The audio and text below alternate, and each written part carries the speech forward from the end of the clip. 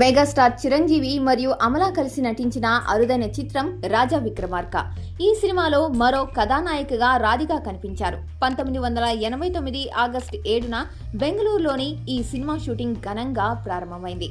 ఆ సమయానికి అక్కడే శాంతి క్రాంతి షూటింగ్ లో బిజీగా ఉన్న సూపర్ స్టార్ రజనీకాంత్ ముఖ్య అతిథిగా విచ్చేసి తొలి క్లాప్ ఇవ్వడం ఈ చిత్రానికి ప్రత్యేక ఆకర్షణగా నిలిచింది.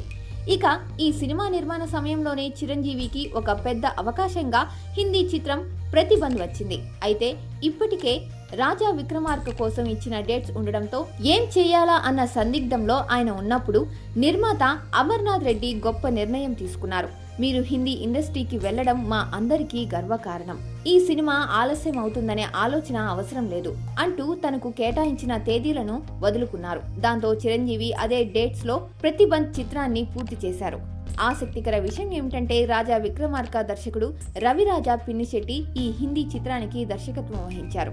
అయితే పలు కారణాల వల్ల ఈ సినిమా విడుదల ఆలస్యమైంది. చిరంజీవి హిందీ ప్రాజెక్ట్, అమల అమెరికా ప్రయాణం, రాధిక లండన్ వెళ్లడం వంటి కారణాలతో 1989లో ప్రారంభమైన ఈ చిత్రం దాదాపు 15 నెలల తర్వాతే ప్రేక్షకుల ముందుకు వచ్చింది.